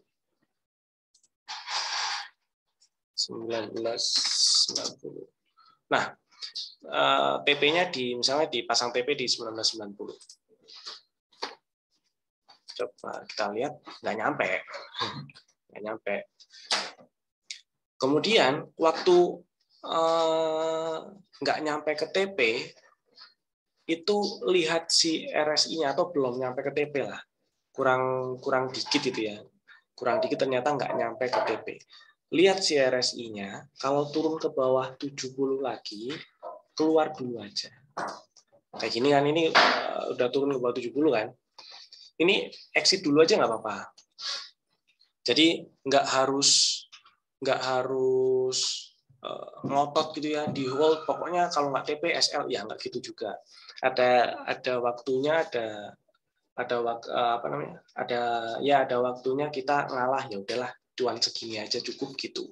Atau kalau masih mau ngehold ya geser trailing stop. Cara pasang trailing stopnya adalah cari sinyal-sinyal yang menunjukkan dari candle ya, cari candle yang menunjukin sinyal sell. Misalnya candle lower high lower low, inside bar atau outside bar yang di breakdown. Ini lower high lower low nih. Berarti kalau besoknya turun ke bawah 18.40 ya jualan. Gitu. Jadi jualannya di 18.30 gitu ya. Belinya di 18.20. Cuman 1 tik. Enggak apa-apa. Yang penting nggak rugi. Ya paling rugi fee sih. Nah, ini udah kejual nih harusnya nih. Gitu. Nah, cara exit strateginya gitu. Kemudian ini ada contoh lagi. Candle-nya higher low, bikin strategi baru lagi, buy if break 1800, cut loss di bawah 1645. Misalnya saya mau pasang TP dulu 2 kali dari risiko yang mungkin terjadi. 1800 dikurangi 1645 dikali 2 ditambah 1800, 2110. Oke. Nah, misalnya targetnya di 2110. Ini salah satu cara menentuin targetnya ya. Terus saya cari garis mana ya. Nah, kalau mau pakai resisten dari puncak yang sebelumnya ya di 1980. Gitu. Tapi kalau trennya lagi bullish gini, trennya bullish dan saya dapat misalnya ini kayak gini ya, saya dapat sinyal beli di tren bullish, EMA-nya masih rapi 10, 20, 60, EMA 10-nya belum turun ke bawah EMA 20 dan RSI-nya masih di atas 50. Ini biasanya saya nggak pakai high yang terdekat untuk jadi resisten karena peluang untuk breakout atau nerusin tren bullish yang udah terjadi itu lebih gede. Jadi saya akan pilih yang 2 kali dari risiko. Jadi targetnya di 2110. Tuh, ternyata nggak naik, ya udah nggak kebeli. RSI-nya turun ke bawah 50.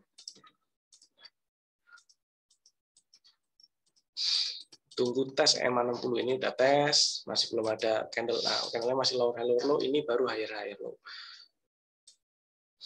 Bikin strategi trading, buy if break 1650, cut loss di bawah 1580. Nah, ini cara berikutnya. Ketika si EMA-nya sudah di bawah EMA 10-nya di bawah EMA 20, saya akan beranggapan sementok-mentoknya naik di high atau di puncak sebelumnya. Kenapa begitu? Karena ketika ini EMA-nya nggak rapi, tapi terus misalnya besokannya naiknya kenceng gitu ya, biasanya akan tertahan di area-area puncak sebelumnya dan biasanya juga akan jadi sideways dulu, kecuali geraknya itu santai dulu sampai EMA-nya rapi baru ngegas naik, itu agak beda cerita biasanya. Tapi yang jelas kalau muncul strategi beli muncul strategi beli muncul sinyal beli ketika RSI-nya ke bawah 50, candle-nya rebound dari EMA 60 dan EMA 10-nya di bawah EMA 20, artinya EMA-nya nggak rapi susunannya, itu targetnya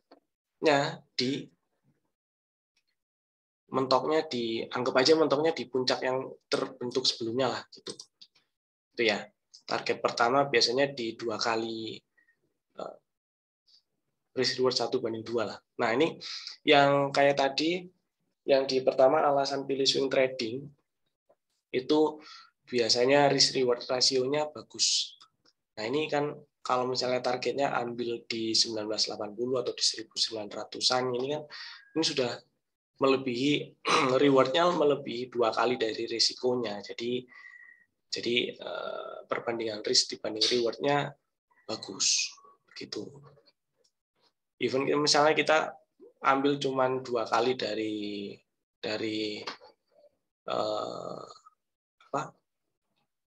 risiko ya, berarti berapa ini? 70 ya, 70 kali 2 140, ini 1790. Nah, misalnya kita mau TP di 1790 pun nggak sampai puncak, itu sudah 2 kali dari rewardnya, sudah 2 kali dari risk yang mungkin terjadi. Kena TP. Nah, kalau misalnya masih mau hold, itu misalnya mau ngejar yang siapa tahu nyampe ke puncak gitu ya, masih mau hold, boleh, tapi amankan pakai trailing stop. Cara amankan pakai trailing stopnya itu adalah tunggu paling enggak 1/2 dulu lah, kecapean. Ini kalau si strateginya biasanya ini lebih sering yang strategi entry yang ketiga nih. Tunggu kecapai 1/2 dulu. Artinya ya nyampe target yang 2 kali risiko tadi.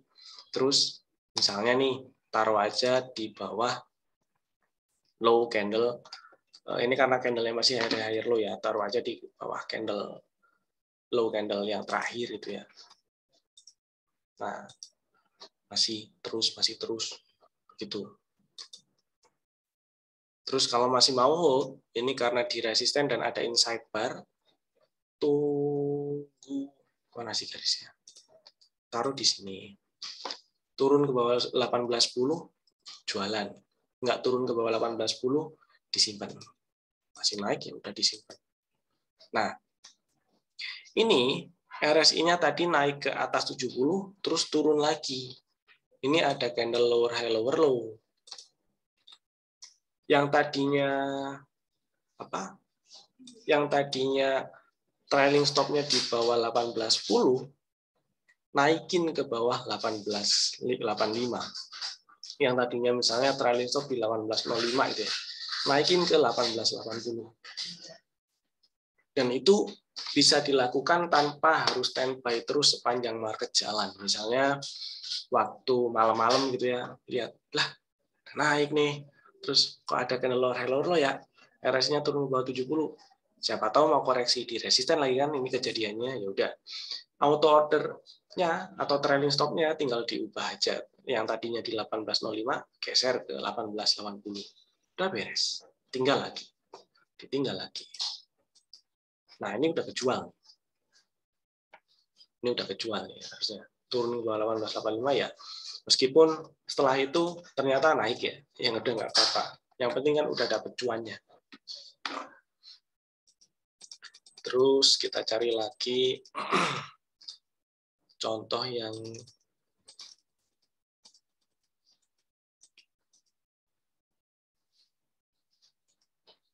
ini. Oh, ini kena cut loss nih. Nah, kena cut loss. Kecil ini. Oh, turun ke bawah 50. Biarin. Anggaplah ini candle higher low di sini kita ambil. Buy break 2260, cut loss 2110. Beli.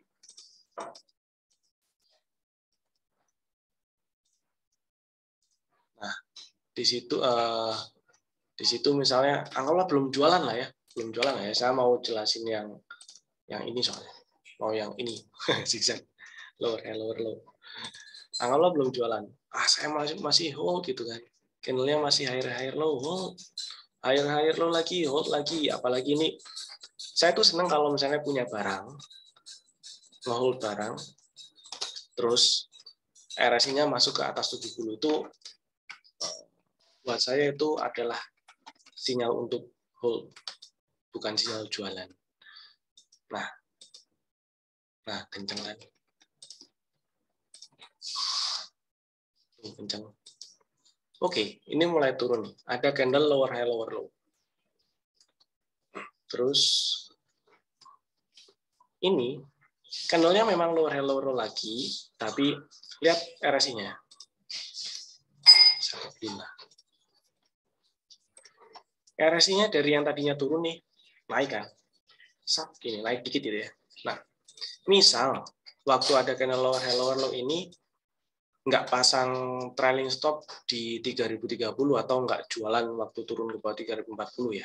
Artinya masih punya barang. Oke lah, nggak apa-apa. Tapi ketika harga turun lagi dan RSI-nya malah bikin zigzag lower high lower low, turun bikin low baru lagi. Ini kan low yang tadinya kan di sini, terus di breakdown turun jadi di sini. Nah, apalagi sampai turun ke bawah 30. Itu jualan aja, nggak perlu disayang-sayang, dijual aja. Itu udah sinyal waktunya take profit. Begitu. Mana ya? Oh, ini. Jelas. Nah, ini misalnya ada lagi nih. Kebeli di sini di buy break 2830, cut loss di bawah 2650. Kita coba hitung kalau 1/2 targetnya di mana. 2830 dikurangi 10 319. Nah, benar sih? Ya.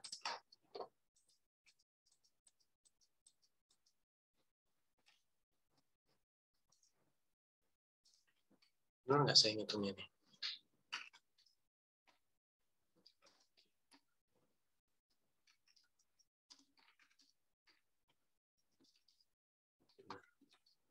Oke.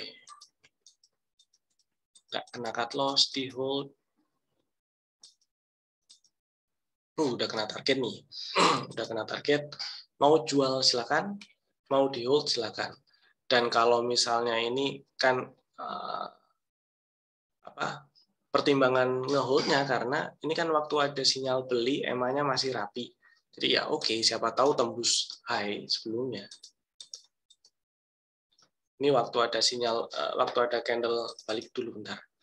Waktu ada candle lower high, lower low, gini, karena harusnya kan tadi targetnya udah terpenuhi ya, 1/2 itu. Trailing stopnya dipindah ke bawah 3070, jadi kalau turun ke 3060 itu kejual.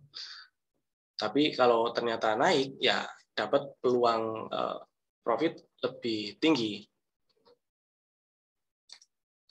Masih naik. Ini inside bar, RSI-nya juga di area 70. Otomatis trailing stop-nya dinaikin ya, dari tadi yang di bawah 3070 dinaikin lah di 3180 berarti. Jualan kalau turun ke bawah 3190. Belum turun. Nah, ini baru kejual nih. Turun ke bawah 3190, jual. Udah kayak gitu strateginya. Gampang, mudah diikuti. Terus, ada pertanyaan? Nggak ada.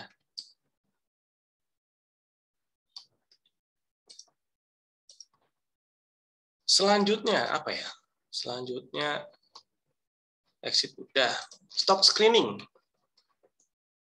Nah, stock screening ini ada 3 kategori yang paling oke ya, yang EMA 10, 20, 60, rapi ya, susunan dari atas ke bawah. Yang kedua, EMA 10-nya ini di bawah EMA 20, tapi EMA 20 keduanya ini masih di atas EMA 60 gitu loh. Jadi masih bullish, tren jangka panjangnya masih bullish, tapi ada kemungkinan koreksinya entah itu agak lama atau agak dalam. Nah, kalau dapat sinyal rebound baru dibeli. Terus yang kriteria yang ketiga, ini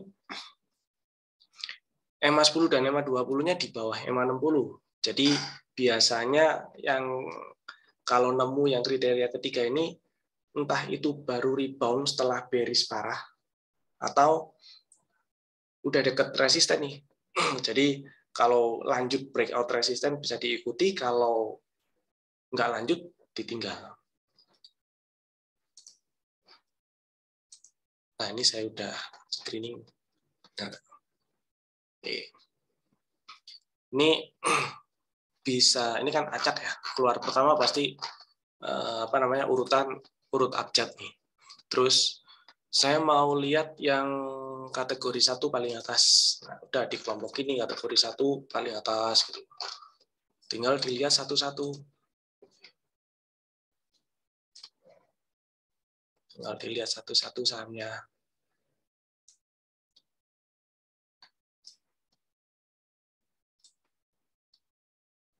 Nah, udah gini. Dilihat misalnya satu ada Inco.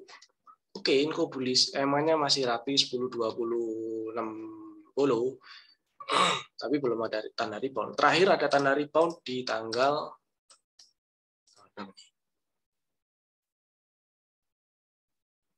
Piroji 27. Ya kalau misalnya punya barang ya selama nggak ke bawah 7.200 masih aman. Tapi ini trennya masih bullish. Terus SSIA tunggu koreksi aja. Kalau minat. SRAJ belum ada tanda rebound. Tanda reboundnya SMSM belum ada tanda Nah, kalau ketemu kayak gini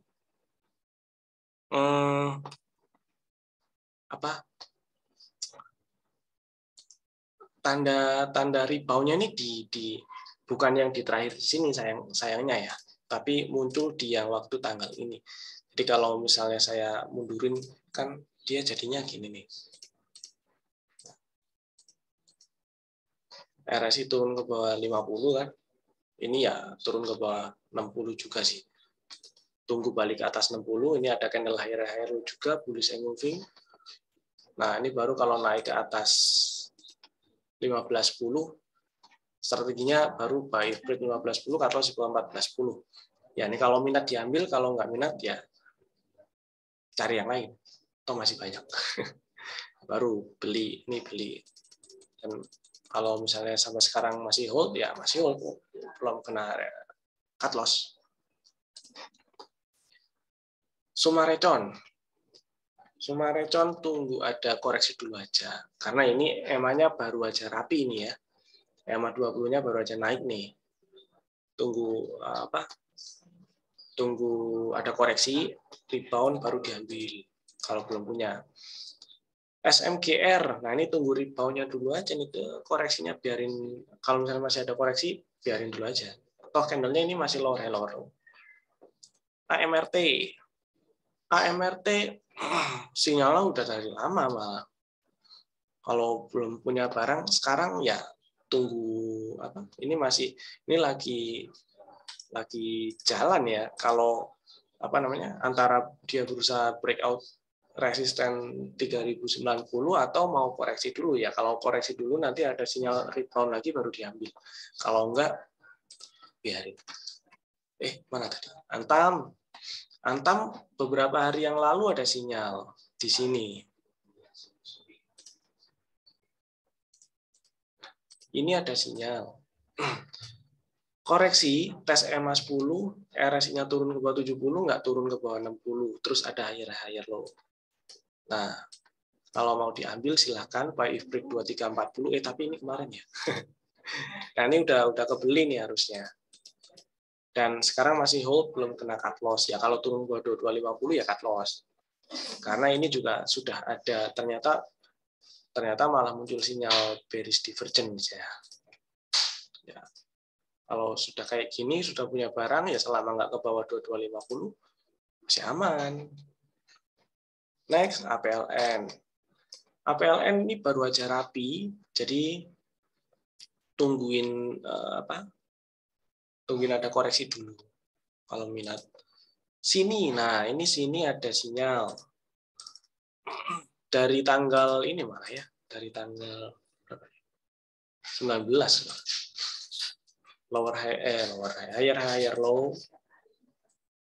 Higher low, strateginya buy if break 1490, cut loss bawah 1270.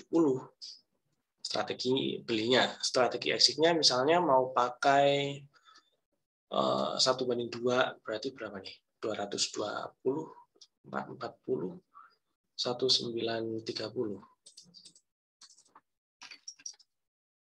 Nah, tapi hati-hati karena kemarin ternyata ada itu ya, tender wajib. Saya belum detail bacanya, tapi apa namanya? Kalau ada corporate action, dipelajari juga corporate action-nya apa.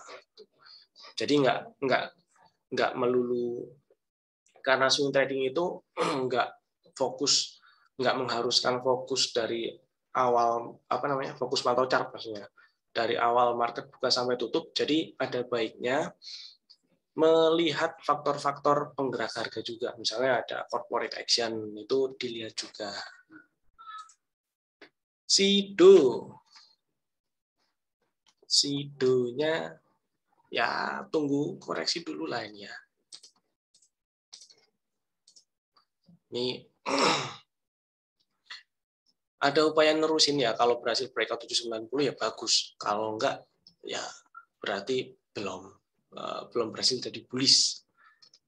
Ini karena EMA-nya juga baru rapi juga. Yang mana tadi situ SHID, tunggu koreksi kalau minat. Ini kan lagi bullish, RS-nya di atas 70. SDPC ini malah sinyal belinya di tanggal 16-17 ya. Nah, buy break 248, cut loss di bawah 206. Itu kan. Ya, belum kena cut loss. Terus SCMA baru aja rapi nih namanya. Tunggu koreksi dulu sih. Cakep nih. Koreksi dikit, rebound, enak nih. RALS ini juga di sini ada koreksi, ada sinyal beli.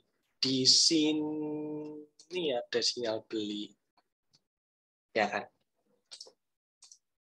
Ya kan? Terakhir ini sih, terakhir yang muncul di tanggal 25, candle higher low, koreksi turun ke bawah 70 tapi nggak turun ke bawah 60, higher low, buy break 690, cut loss bawah 660. Tapi ya sudah jalan naik ini sih.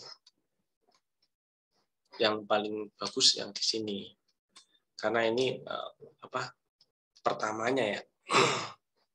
Koreksi pertama setelah ngegas naik, koreksi pertama rebound, nah itu bagus. Petro. Nah, Petro ini tunggu candle higher low ya. Kalau yang minat nih Petro, dari sebenarnya ada sinyal beli saya lihat dari tanggal ini malah 9 Januari. 9 Januari. Kan koreksi ini. Koreksi tes EMA 20. RSI-nya turun ke bawah 60, enggak turun ke bawah 50 ya. Terus selanjutnya ini baru ada higher low, buy break 4260, cut loss di bawah 4110. Kebeli, nggak kena cut loss, sampai sekarang masih naik. Dan harusnya sih udah punya barang ya, ini tinggal pasang trailing stop aja sih. Di bawah 5.000, turun ke bawah 5.000 jualan. Nah ini udah jual nih, terus koreksi. Terus sempat turun ke bawah 60 RSI-nya, ini udah tes EMA 20, ya tunggu higher low, atau kalau mau ambil ini sebagai sinyal beli ya, ini ada bullish piercing ya, ada piercing ini candle yang terakhir, candle hijau terakhir, buka di bawah penutupan candle sebelumnya, tutup di atas tengah bodi candle sebelumnya. Ini sinyal bullish reversal setelah koreksi, konfirmasinya kalau besok naik lagi ke atas 5.000. PSAP. Nah, PSAP ini strategi tradingnya kemarin sempat ada rekomendasi juga ya. Ini kan terkoreksi, RSI-nya di sekitaran 50, harganya atau candle-nya sempat tes area-area EMA 60-an ya, terus rebound, buy break 129, cut loss di bawah 120. Begitu strateginya. Belum kena cut loss ya. Kalau punya barang selama nggak bawah 120 masih aman. PNIN, tunggu sinyal dari candle-nya. Karena ini EMA-nya sudah rapi, terkoreksi, ya tunggu tes EMA 20 dulu lah. Ini RSI-nya turun ke 60 kan. Pani tunggu koreksi sih bagusnya. Okas, ini juga tunggu tes EMA 20 dulu. Jadi caranya kayak gitu, guys. Ini sinyal belinya sudah dari tanggal-tanggal di pertengahan Januari. Buy break 254, NZIA, NISP lagi jalan naik, nggak usah dikejar. Nah, NICL nih yang kemarin sudah ada rekomendasinya juga. Turun ke bawah 60 RSI-nya, rebound dari 50. Terus ada higher low meskipun merah sih ya. Terus ini buy break 197, cut loss di bawah 175. Ini udah nyampe area 262. Ya udah. Tinggal take profitnya aja. MPMX tunggu candle higher low. Base ini ada sinyal ya. Nah, ini ada sinyal nih. Buy break 157, cut loss di bawah 142. Ya, kalau masih berminat, silakan untuk minggu depan. Bevin udah jalan naik. Tunggu koreksi dulu kalau mau masuk lagi. BP ini juga tunggu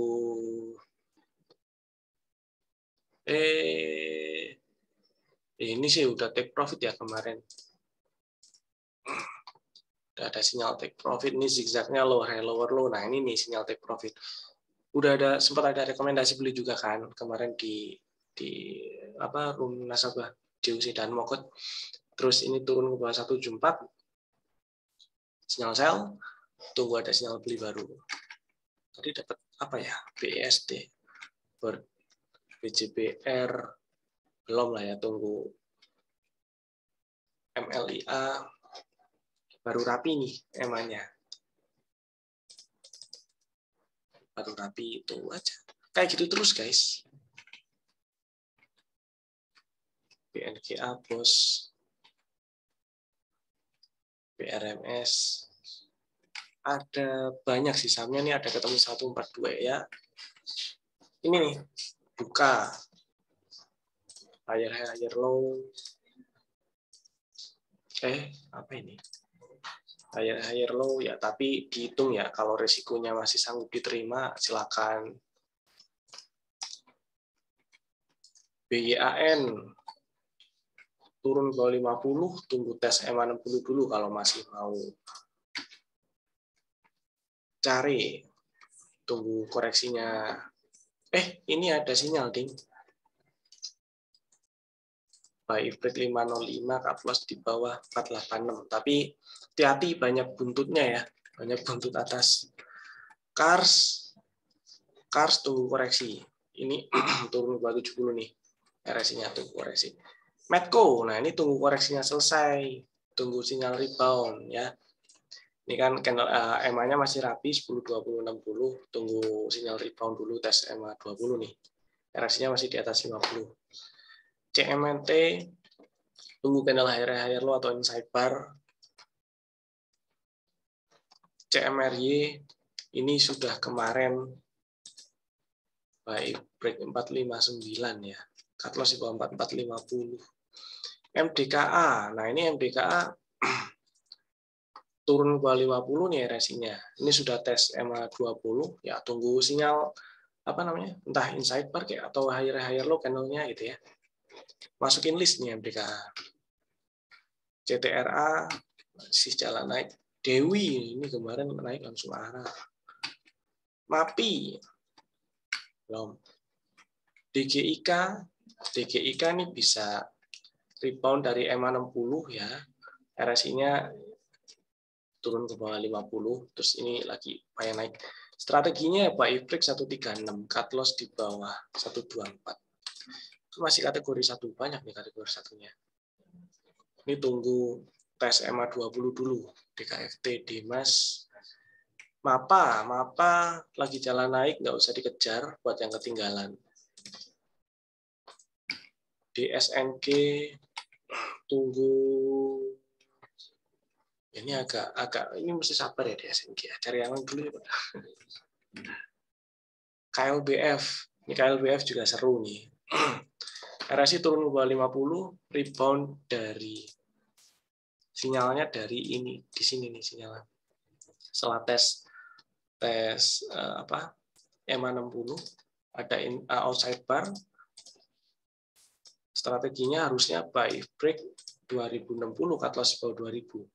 Dan ini sudah tinggal pasang trailing stop doang buat amanin cuan. Era lagi jalan naik, tunggu koreksi. Jasa Marga juga tunggu koreksi. Euro, nah ini euro tunggu higher low atau inside bar ya. Coba INTP lagi jalan naik. Ini apa? GGRM. Saya lebih pilih skip. IMPC gula turun ke bawah 70, ini ada higher low, silakan kalau mau diambil buy break 452, cut loss di bawah 396, tapi saya tunggu dulu.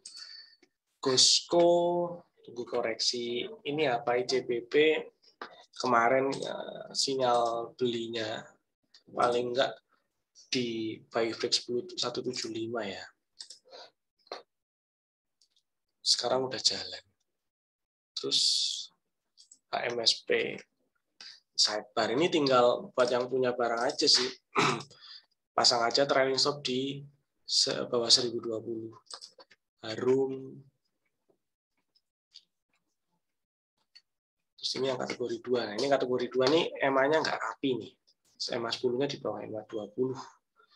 Nah, ini biasanya sideways yang kayak gini.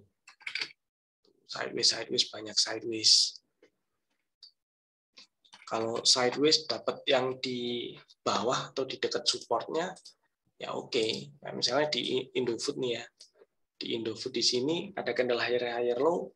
Siapa tahu besok masih lanjut berhasil naik ya ke 7.000 lagi, mau dibeli silakan. Mayora nih kemarin bagus, tapi udah jalan. Kurang lebih kayak gitulah. Nanti AFL-nya saya share juga kalau mau.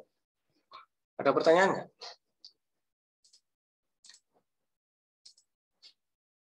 Udah selesai ya? Oh ya udah.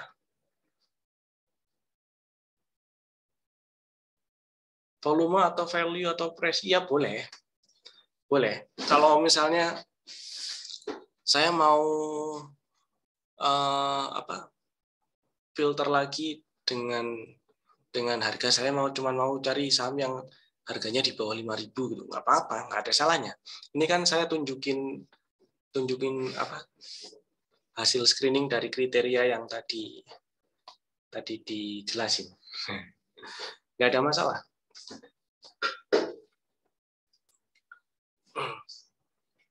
Cuman ini sih emang banyak ya, ketemunya ada 142.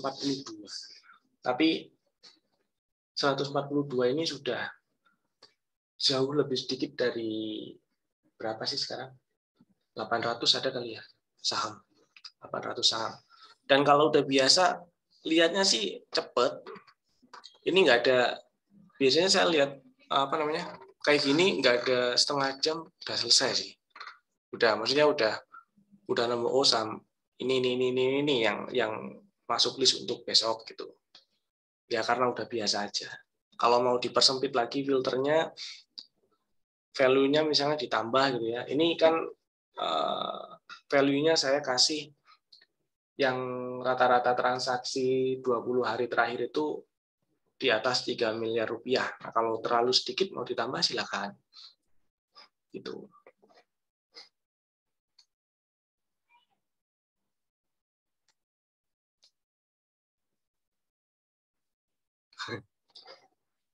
Nah, ini kan ada kriteria 1, 2, 3. Yang paling bagus tuh yang kriteria 1, yang trennya paling bagus ya. Trennya paling bagus kriteria 1. Ya udah cukup sampai kriteria 1 tok. Ini kalau misalnya ekspornya cuma di kriteria 1 tok ya.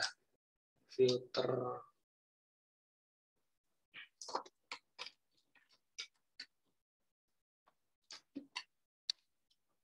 Nah, kalau cuman yang kategori 1 tok, dikit hasilnya, cuma 70. Setengahnya. Setengah dari tadi hasil explore semuanya. Jadi ya, ini yang EMA-nya rapi, 10, 20, 60 gitu. Tinggal dicek aja tuh. Apa tadi ya? Ali nggak masuk ya? Oh, nggak masuk. Ada Alfamart, PLN, lagi nih. PES, nih PES pantau aja nih. Siapa tahu besok masih bisa lucu nih. Bivin, terus BP, BP udah jualan.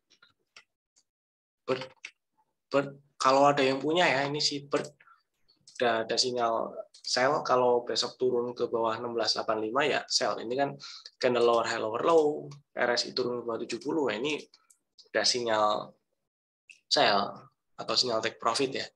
Siapa tahu ada yang punya. Bank Jabar.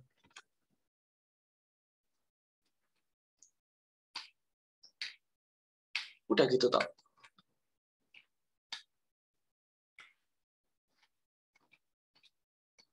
Ada pertanyaan?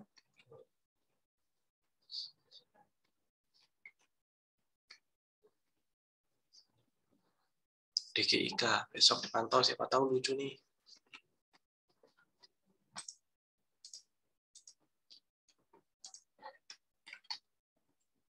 Besok Senin, besok libur ya. Ya.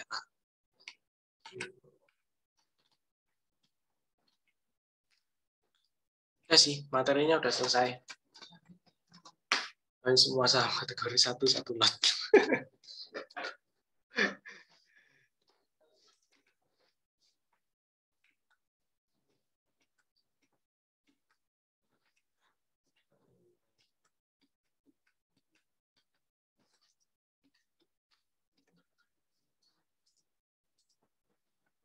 Sudah. Ada pertanyaan lagi? Nggak ada? Kalau nggak ada, recordingnya saya matiin ya.